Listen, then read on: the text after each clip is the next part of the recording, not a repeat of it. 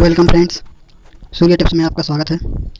मैं एसपी सिंह आज बात करने वाला हूं विज्ञान के बहुत ही महत्वपूर्ण टॉप 20 क्वेश्चनों के बारे में, जो आपके हर कॉम्पिटिटिव एग्जाम की तैयारी के लिए बेहद ज़रूरी है।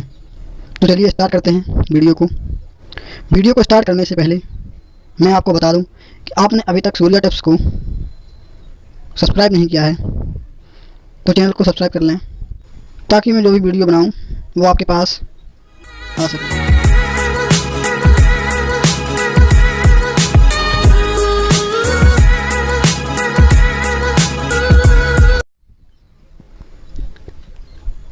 आज के इस वीडियो में हम बात कर रहे हैं विज्ञान के टॉप 20 क्वेश्चनों की। तो आज का हमारा पहला प्रश्न है, भौतिक राशि संवेग की इकाई क्या है? न्यूटन सेकंड, जूल सेकंड, अर्ग सेकंड, पास्कल सेकंड। तो यहाँ पे आपका ऑप्शन नंबर ए सही होगा, न्यूटन सेकंड। भौतिक राशि संवेग की इकाई तो होगी आपकी न्यूटन सेकंड। और ऑप्शन देख लेते हैं। तो जूल सेकंड होता है वाट की इकाई, और अर्ग सेकंड होता है एनर्जी की इकाई, और जो पास्कल होता है, पास्कल सेकंड वो होता है डायनामिक विस्कोसिटी की इकाई। यहाँ पे देखेंगे पी बराबर होता है एम वी। पी यहाँ पे मोमेंटम होता है, एम मास और वी वेलोसिटी। नेक्स्ट प्रश्न है, जब एक पिंड को तरल में डुबोया जाता है तो उसके वजन में कमी निम्न से किस कारण आ जाती है या होती है? ऑप्शन नंबर ए उत्प्लावक बल, स्टैटिक विद्युत बल, गुरुत्वाकर्षण बल, नाभिकीय बल। तो यहाँ पे आपका ऑप्शन नंबर ए सही होगा, उत्प्लावक बल। क्या होता है उत्प्लावक बल? किसी तरल द्रव्य या गैस में आंशिक या पूर्ण रूप से डूबी किसी वस्तु पर ऊपर से लगने वाला बल उत्प्लावन बल कहलाता है। उत्प्लावन बल नावों में, जलाशयों, गुब्बारों आदि के कार्य के लिए जिम्मेदार है। तो यहाँ पे आप जो देख रहे हैं ये आपका उत्प्लावक बल। यहाँ पे फ्लड है, उसमें कोई वस्तु है, ऑब्जेक्ट है, वो यहाँ पे तैर रहा है। तो डेंसिटी ऑफ द ऑब्जेक्ट, उसके जो डेंसिटी लगेगी, ग्रेविटी लगेगी, तो यहाँ पे बनेगा आपका उत्प्लावक बल। अगला ऑप्शन है आपका जो है वो स्थिर वैद्युत बल है। तो कलम को बालों से रगड़ने पर वह आवेशित हो जाता है। कलम को कागज़ के टुकड़ों के नज़दीक ले जाने पर वह कागज़ के टुकड़ों पर एक आकर्षण बल लगाता है। इस बल को हम क्या कहते हैं? स्थिर विद्युत बल कहते हैं। इसी कारण कागज़ के छोटे छोटे टुकड़ों कलम से चिपक जाते हैं। तो ये होता है आपका स्थिर विद्युत बल। अगला है आपका इसके बाद गुरुत्वाकर्षण बल। गुरुत्वाकर्षण बल क्या होता है? आइजैक न्यूटन ने अपनी मौलिक खोजों के आधार पर बताया कि पृथ्वी ही नहीं अपितु विश्व का प्रत्येक कण प्रत्येक दूसरे कण को अपनी ओर आकर्षित करता है। दो कणों को बीच कार्य करने वाले आकर्षण बल को उनकी संहतियों के गुणनफल का प्रत्यक्ष समानुपाती तथा उनके बीच की दूरी के वर्ग के व्युत्क्रमानुपाती होता है। कणों के कार्य करने वाले पारस्परिक आकर्षण बल को, ग्रेविटेशनल या अवस्थित होने वाले बल को गुरुत्वाकर्षण बल कहते हैं। यानी कि जो आकर्षण कणों के बीच में लगता है वो होता है गुरुत्वाकर्षण, और जो इस बल के फोर्स के द्वारा लगता है वो होता है गुरुत्वाकर्षण बल।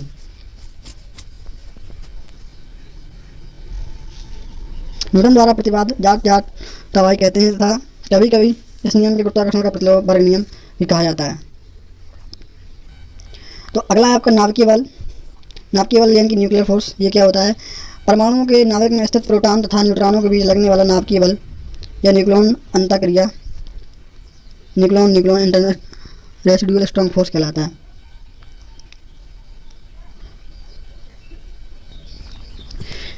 नेक्स्ट प्रश्न है, निम्नलिखित में से कौन सी पुस्तक पर्यावरण पर केंद्रित है? तो यहाँ पर देखेंगे जो पर्यावरण पर कौन सी पुस्तक केंद्रित है। नेक्स्ट प्रश्न है, निम्नलिखित में कौन सी पुस्तक पर्यावरण पर केंद्रित है? And then one day, silent spring, here I stand, the late great planet earth. यहाँ पे ऑप्शन नंबर बी सही होगा, silent spring. Environment for pesticide 1962 America. यहाँ पे रचेल कार्सन ने ये बुक लिखी हुई है, साइलेंट स्प्रिंग, जो अमेरिका के हैं, 1962 में इन्होंने लिखी थी। ये पर्यावरण के ऊपर है, पेस्टिसाइड्स के ऊपर इसमें बनाया गया है। तो यहाँ पर ये हैं इनके राइटर्स, रचेल कार्सन। इस बुक का नाम है साइलेंट स्प्रिंग। नेक्स्ट बुक है जो एंड देन वन डे। तो ये आपके नसरुद्दीन शाह जो इंडियन फिल्म एक्टर हैं, उनकी बायोग्राफी है। Naseeruddin Shah, and then one day, a memories. Next है जो बुक है वो है रोलैंड वेंटन की स्टोरीज दैट स्पीक, यानी हियर आई स्टैंड, स्पेक्ट फॉर फ्रीडम। नेक्स्ट बुक है the late great planet earth. तो the late great planet earth is the best selling 1917 book by Hal Lindsey with Corley. तो इन्होंने ये book लिखी थी the late great planet earth. Next प्रश्न है आपका, एक वस्तु पर निकल का विद्युत लेपन करने के लिए बैटरी को कौन सा टर्मिनल वस्तु से जुड़ा होता है। कोई यहाँ पे एक वस्तु है तो उस पर अगर हमें निकल की परत यानी कि इसकी कोडिंग करना है निकल की, तो जो बैटरी है उसके बैटरी के कौन सा टर्मिनल हमको यहाँ पे जोड़ना चाहिए। तो यहाँ पे ऑप्शन नंबर आपका होगा बी सही, ऋणात्मक, यानी कि नेगेटिव वाला हमको इससे जोड़ना चलेगा। ये माइनस है ये प्लस है, तो आपको नेगेटिव वाला बैटरी का टर्मिनल यहाँ पे जोड़ना होगा निकल की परत चढ़ाने के लिए। नेक्स्ट प्रश्न है, पानी से भरे एक गिलास में एक सिक्का तली पर उठा हुआ प्रतीत होता है, यह निम्न में किसके कारण होता है। तो ये कोई आपका लेयर है, ये यहाँ पे वाटर है और यहाँ पे कोई ये एयर है यानी कि वायु है। यहाँ से जब पता है आप लोगों को कोई प्रकाश किरण गुजरती है तो यहाँ पे क्या हो जाता है, वायु जल में जाती है तो उसका विचलन हो जाता है अपवर्तनांक के कारण। तो यहाँ पे ऑप्शन नंबर आपका बी सही होगा, परावर्तन कारण अपवर्तन कारण किरणों के प्रसार के कारण इनमें से कोई नहीं। तो यहाँ पे ऑप्शन नंबर आपका बी, अपवर्तन के कारण प्रकाश का अपवर्तन हो जाता है, तो इसलिए वो क्या होता है, सिक्का तली पर थोड़ा उठा हुआ दिखाई देता है। नेक्स्ट प्रश्न है, डायनामो का सिद्धांत निर्भर करता है तंत्र की, आर्मेचर की, इलेक्ट्रॉन गति पर, इलेक्ट्रोमैग्नेटिक इंडक्शन पर, विद्युत धारा के प्रभाव पर, इनमें से कोई नहीं। तो यहाँ पे ऑप्शन नंबर आपका बी सही होगा, इलेक्ट्रोमैग्नेटिक इंडक्शन पर। यहाँ पर देखते हैं, in physics the dynamo theory process is the mechanical by which the celestial body such as earth or star generate the magnetic field. The dynamo theory describe the process through which the rotating, convecting and electrically conducting fluid. तो यहाँ पे जो है वो आपकी magnetic field के कारण ही होगा यहाँ पर। नेक्स्ट प्रश्न है, दबाव है अदिश राशि सदिश राशि ए बी दोनों, इनमें से कोई नहीं। तो यहाँ पे ऑप्शन नंबर आपका ए सही होगा, अदिश राशि। किसी सतह के इकाई क्षेत्रफल पर लगने वाला अभिलंब बल को दाब कहते हैं या प्रेशर कहते हैं। इसकी इकाई न्यूटन प्रति मीटर वर्ग मीटर होती है। दाब की और कोई भी कई प्रचलित इकाइयाँ हैं। दाब एक अदिश राशि है। तो ये है आपका दाब का मान प्रदर्शित करने के लिए पारा स्तंभ, ये है दाब का सूत्र। न्यूटन प्रति वर्ग मीटर होती है। दाब और कई प्रचलित इकाइयाँ हैं। दाब एक अदिश राशि है। यहाँ पर एक गणितीय दृष्टि में देखते हैं तो P बराबर F/A, यहाँ P बराबर दबाव है, F बराबर लंबवत बल है, A बराबर क्षेत्रफल। दबाव एक अदिश राशि है, इसकी SI इकाई है जो वो है पास्कल। एक पास्कल बराबर 1 न्यूटन प्रति मीटर सेकंड स्क्वायर, 1 न्यूटन प्रति मीटर स्क्वायर। नेक्स्ट प्रश्न है, रेडियो एक्टिव सामग्री से उत्सर्जित बीटा किरण क्या है। विद्युत चुंबकीय विकिरण, केंद्र के चारों घूमने वाले इलेक्ट्रॉन, केंद्र द्वारा उत्सर्जित बीटा किरण, उदासीन किरण। तो यहाँ पे ऑप्शन नंबर आपका ए सही होगा, विद्युत चुंबकीय विकिरण। कुछ रेडियो एक्टिव नाभिक जैसे पोटेशियम 14 से उत्सर्जित होने वाले उच्च ऊर्जा तथा उच्च वेग वाले इलेक्ट्रॉन या पॉजिट्रॉन को बीटा किरण कहते हैं। ये एक प्रकार के आयनीकारी विकिरण है जिन्हें बीटा किरण भी कहते हैं। रेडियो सक्रिय नाभिक से बीटा किरणों का निकलना बीटा क्षय कहा जाता है। किरणों को एक ग्रीक वर्ण बीटा द्वारा निरूपित किया जाता है। बीटा क्षय दो प्रकार का हो सकता है, बीटा माइनस और बीटा प्लस, जिसमें क्रमशः इलेक्ट्रॉन और पॉजिट्रॉन निकलते हैं। तो यदि ये बीटा है, बीटा इलेक्ट्रॉन निकलते हैं तो यहाँ पे इलेक्ट्रॉन होंगे, यहाँ पॉजिट्रॉन निकलते हैं तो पॉजिट्रॉन होंगे। तो बीटा माइनस होगा, इलेक्ट्रॉन निकलेंगे तो बीटा माइनस और पॉजिट्रॉन निकलेंगे तो बीटा प्लस। तो ये आयनीकारी विकिरण है। नेक्स्ट प्रश्न है आपका, कार्बन मोनोऑक्साइड के संबंध में निम्न में कौन सा कथन सत्य है। यह पानी के साथ संयोग करके कार्बोक्सिलिक अम्ल प्रदान करता है। यह लाल रक्त कोशिकाओं में हीमोग्लोबिन के साथ प्रतिक्रिया करता है। यह एक शक्तिशाली ऑक्सीकरण एजेंट है। इसका उपयोग कार्बनिक पेय तैयार करने के लिए किया जाता है। तो यहाँ पे सबसे बेस्ट ऑप्शन रहेगा वो आपका रहेगा ऑप्शन नंबर बी। तो यह लाल रक्त कोशिकाओं में हीमोग्लोबिन के साथ प्रतिक्रिया करता है। क्या होता है, ये कार्बो मोनोऑक्साइड लाल रक्त कणिकाओं के साथ क्रिया करके हीमोग्लोबिन को बनाता है, ले जाता है। When you inhale carbon monoxide, it replaces the oxygen that is normally carried by the hemoglobin in your red blood cells. As a result, in your brain and there, you get the less oxygen. Next प्रश्न है, निम्न में से कौन सबसे कठोर पदार्थ है। तो option number A chromium, rubidium, हीरा, लोहा। तो पता है आप लोगों को सबसे कठोर पदार्थ कौन सा होगा, यहाँ पे हीरा। पदार्थ पूछा गया है, यहाँ पे इंपोर्टेंस है कि पदार्थ पूछा गया है, ये आप लोग याद रखें। तो वो होगा आपका यहाँ पे हीरा। अब एक और पदार्थ आ चुका है, इसका नाम है कार्बन। कार्बन असल में कार्बन परमाणुओं की एक श्रृंखला है जो एक दूसरे से 2 या 3 रासायनिक बॉन्डों के मार्फत जुड़े होते हैं। इमेज कैप्शन, अब तक हीरे का सबसे कठोर पदार्थ माना जाता है। तो कार्बन भी अब हीरे से भी ज़्यादा कठोर पदार्थ माना जाता है। अगर ऑप्शन में कार्बन भी आता है तो वो भी आपका सही होगा, लेकिन अभी तक तो हीरा ही को ही माना जाता है। हीरा एक पारदर्शी रत्न है या रासायनिक रूप से कार्बन का सत्तम रूप है। हीरे में प्रत्येक कार्बन परमाणु 4 अन्य कार्बन परमाणुओं के साथ संयोजी बंध द्वारा जुड़ा रहता है। तो हीरा का उपयोग कहाँ कहाँ होता है? हीरा ऊष्मीय किरणों के प्रति बहुत अधिक संवेदनशील होता है, इसलिए अति शुद्ध थर्मोमीटर बनाने में इसका प्रयोग किया जाता है। पहले हीरे का उपयोग कांच काटने, दूसरे हीरे के काटने और हीरे पर पॉलिश करने तथा चट्टानों में छेद करने के लिए किया जाता है हीरे का प्रयोग। यहाँ पर कोहिनूर की प्रति है, कोहिनूर का एक और प्रति। दुनिया का सबसे बड़ा हीरा कलनिन हीरा जो 3106 कैरेट का है, इसका पता 1905 में दक्षिण अफ्रीका में लगाया गया था। यह भी ब्रिटेन राजघरानों में शाही संग्रह में शोभायमान है। अब तक ढूंढा गया दुनिया का सबसे दूसरा बड़ा अपरस्कृत हीरा 1758 कैरेट का सेविला डायमंड है। नेक्स्ट प्रश्न है, यहाँ पर एक और प्रश्न देख लेते हैं, सबसे कठोर धातु कौन सी होती है? यहाँ पर ये देखने वाली बात है कि यहाँ पे धातु पूछा गया है, धातु कौन सी होती है सबसे ज़्यादा कठोर?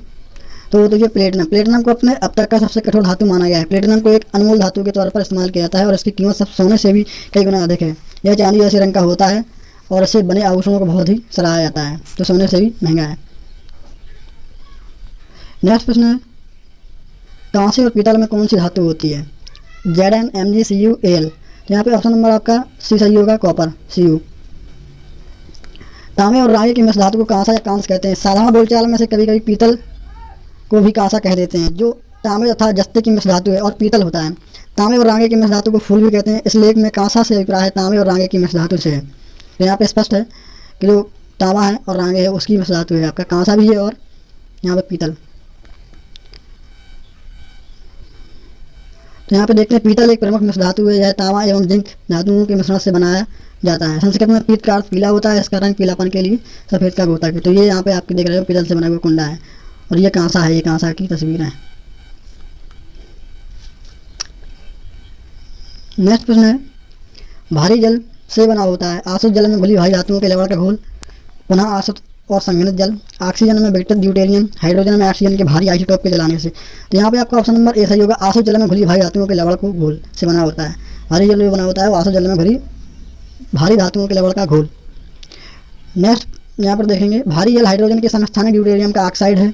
इसमें 0.014% साधारण जल होता है। रासायनिक की भाषा में हाइड्रोजन ऑक्साइड यानी कि H2O अणु भार 18 है। इसके एक अणु में ऑक्सीजन का एक परमाणु और हाइड्रोजन के 2 परमाणु से संयोजी बंध से जुड़ा रहता है। नेक्स्ट प्रश्न है, हेमेटाइट से लोहे के निर्माण के क्रम में चूना पत्थर का प्रयोग किस रूप में किया जाता है? तो यहाँ पे ऑप्शन नंबर ए है, ऑक्सीकरण के एजेंट के रूप में, निम्नीकरण के एजेंट के रूप में, एक अपशिष्ट के रूप में, धातुमल के रूप में। तो यहाँ पे ऑप्शन नंबर आपका सी सही होगा, एक धातुमल के रूप में। तो आप लोगों को बता दूँ कि रेलवे के लिए बहुत मोस्ट इंपॉर्टेंट साइंस के क्वेश्चन ला रहे हैं। तो अगर वीडियो अच्छा लग रहा है तो आप लोग लाइक और शेयर करते रहिए। यहाँ पर नेक्स्ट प्रश्न है, तांबे की वस्तुओं पर कुछ समय पश्चात हरे रंग की परत बन जाती है, यह निम्न में किसके निर्माण के कारण होती है? तो बताया तांबा और कॉपर का। यहाँ पे ऑप्शन नंबर ए है कॉपर ऑक्साइड, बी है copper hydroxide, basic copper carbonate और कीपर क्लोराइड। तो तांबा होता है वो कॉपर का यानी कि Cu का मिश्रण होता है। तो Cu क्या बना लेता है, ऑक्सीजन के साथ क्रिया करके CO बना लेता है, तो CuO हो जाता है, तो कॉपर ऑक्साइड। तो यहाँ पर ऑप्शन नंबर आपका ए सही होगा, कॉपर ऑक्साइड। नेक्स्ट प्रश्न है, निम्न में से कौन सा तत्व बिजली का सुचालक है? तो ग्रेफाइट, हीरा, फास्फोरस, कार्बनडम। हीरा तो ठोस होता है तो यहाँ पे ये हीरा होगा नहीं, जबकि कार्बन, यही दोनों अपर रूप हैं। ऑप्शन नंबर ए होगा आपका सही, ग्रेफाइट। यहाँ पर आपका ऑप्शन नंबर ए सही है, ग्रेफाइट। नेक्स्ट यहाँ पर देखते हैं कि ग्रेफाइट आधार अधातु होकर भी मुलायम और विद्युत का चालक है। उसके अवात्मक गुण उसकी विशिष्ट संरचना के कारण होते हैं। इसमें कार्बन परमाणु विभिन्न परतों पर व्यवस्थित होते हैं और प्रत्येक परमाणु उसी परत के 3 निकटवर्तीय परमाणुओं के संयोजी बंधन में होता है। नेक्स्ट प्रश्न है, टेरिडोफाइटा के बारे में निम्नलिखित में से कौन सा सही नहीं है? प्रमुख चरण सेप्रोफाइट है, मुख्य पौधे के शरीर द्विगुणित होता है, बीज मौजूद हैं, फूल अनुपस्थित हैं। तो यहाँ पे टेरिडोफाइटा के बारे में बात की गई है, तो यहाँ पे ऑप्शन नंबर आपका सी सही होगा। सही नहीं है तो सही नहीं है तो वो होगा आपका बीज मौजूद है, इसमें बीज नहीं पाए जाते हैं, फूल भी अनुपस्थित होते हैं, ये बात सही है। बीज मौजूद होते हैं तो उसमें बीज तो पाए नहीं जाते हैं, फूल भी अनुपस्थित, फूल भी नहीं पाए जाते हैं। प्रमुख चरण सेप्रोफाइट होते हैं, मुख्य पौधे का शरीर द्विगुणित होता है। तो यहाँ पर देखते हैं, एक टेरिडोफाइट एक संवहनी पौधा है। संवहनी का मतलब है जाइलम और फ्लोएम के साथ साथ जाइलम और फ्लोएम भी पाए जाते हैं। जो बीजाणुओं के माध्यम से प्रजनन करता है, इसमें बीजाणु बनते हैं उन्हीं के माध्यम से प्रजनन करता है, इनकी अपनी संख्या को बढ़ाता है। टेरिडोफाइट्स ना तो फूल और ना ही बीज उत्पन्न करते हैं, इसलिए उन्हें क्रिप्टोगैमस के रूप में भी जाना जाता है। उनके कुछ उदाहरण में फर्न, हॉस्टिस और आइक्रोफाइट्स हैं। यहाँ पे हम फर्न को देखते हैं, ये है फर्न का पौधा, ये होता है आपका ऐसा फर्न, जिसमें ना तो बीज बनते हैं, इसमें क्या बनते हैं, स्पोर्स बनते हैं यानी बीजाणु बनते हैं, और ना ही इसमें फूल बनते हैं, और इसमें वास्कुलर बंडल पाए जाते हैं यानी कि संवहनी पौधा है। नेक्स्ट प्रश्न है, डिप्थीरिया और इन्फ्लुएंजा के लिए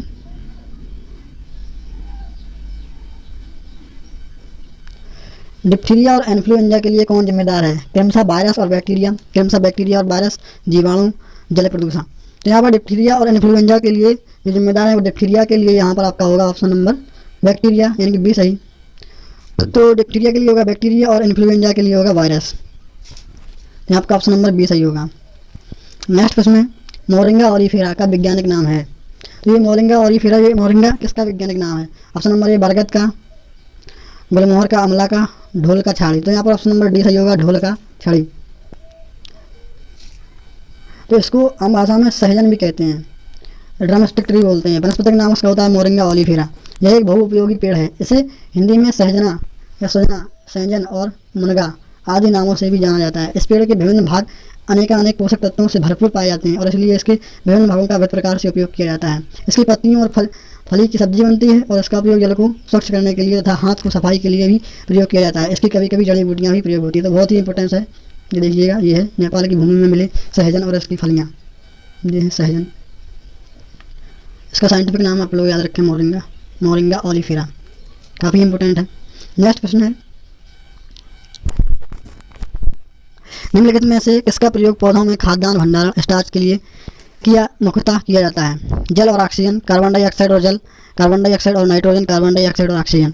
तो पौधों में जो खाद्यान्न के भंडारण के लिए तैयार करने के लिए मुख्यतः किसका प्रयोग किया जाता है? तो यहाँ पे ऑप्शन नंबर आपका बी सही होगा, कार्बन डाइऑक्साइड और जल। तो पौधे क्या लेते हैं? कार्बन डाइऑक्साइड लेते हैं और जल लेते हैं, इन्हीं से अपना स्टार्च बनाते हैं। तो ये प्रकाश संश्लेषण की क्रिया कहलाती है। यहाँ पे देखो ये दिया है फोटोसिंथेसिस, यहाँ पे सनलाइट है की उपस्थिति में कार्बन डाइऑक्साइड प्लस वाटर मिलकर फोटोसिंथेसिस करते हैं तो क्या बनता है? ग्लूकोज बनता है और ऑक्सीजन बनता है। जो ऑक्सीजन बाहर निकाल देते हैं और ग्लूकोज यानी कि शुगर को पौधे अपने स्टार्च यानी कि भोजन के रूप में उपयोग कर लेते हैं।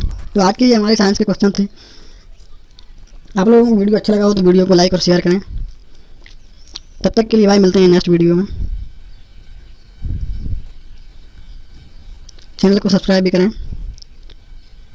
और लाइक शेयर करें।